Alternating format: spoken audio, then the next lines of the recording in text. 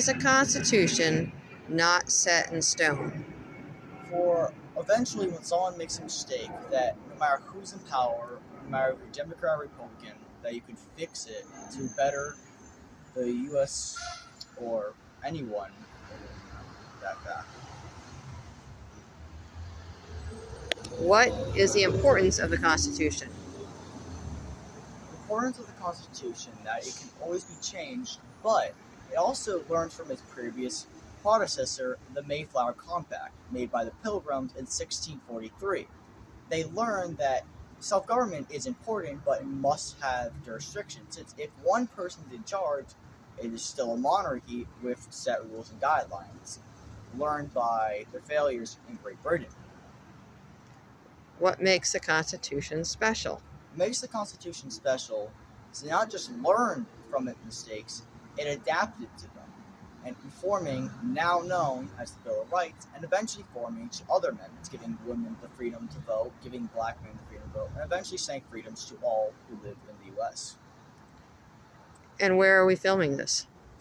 And the U.S. courthouse in Kissimmee, Florida, the oldest courthouse in the state of Florida. Kissimmee was founded in 1883. What is your name and what's your position? Hi, I'm Mary Jane Arrington, and I'm Osceola County Supervisor of Elections. I've been in this position for 17 years. What do you think of the U.S. Constitution? I think it is a living, breathing document that we were granted by our forefathers to help us govern ourselves and to govern ourselves well. Most people don't realize it's made up of 3 parts: the preamble, the articles, which there are 7, and then I believe 27 amendments. Do you think the Constitution is complete or incomplete? I think it's complete because we were given the ability to change it. We've changed it 27 times, 2 of them in my lifetime.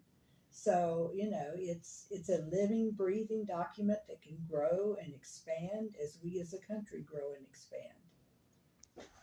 If you could change one thing with the Constitution, what would it be? I would like for us to follow it.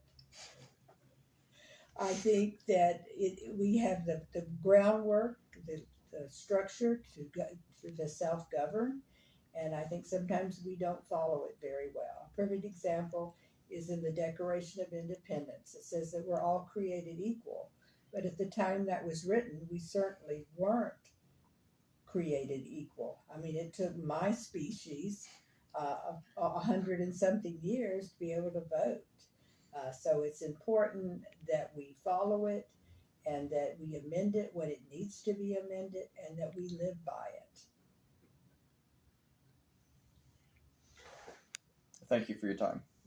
There's no part of the Constitution that's more important than the Article 1 provisions making plain that the United States should not be at war without a vote of Congress.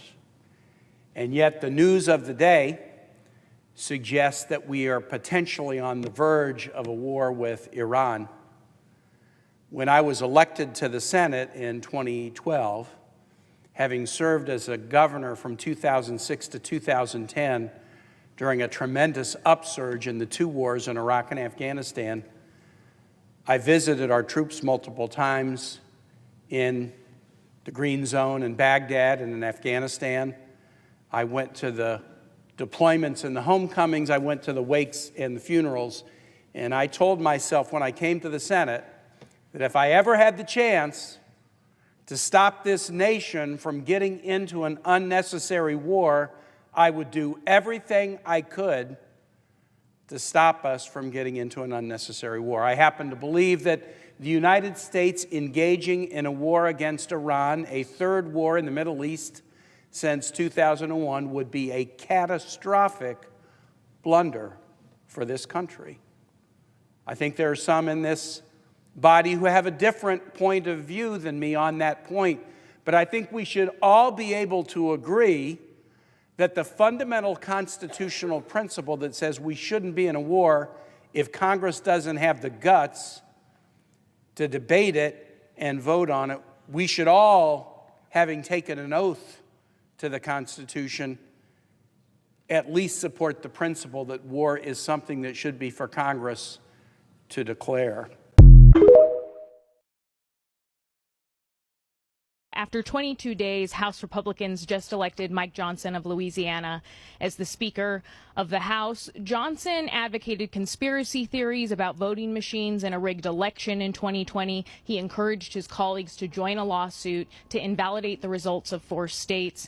So if you win re-election in 2024, are you worried that a Speaker Johnson would again attempt to overturn the election? No. Why not?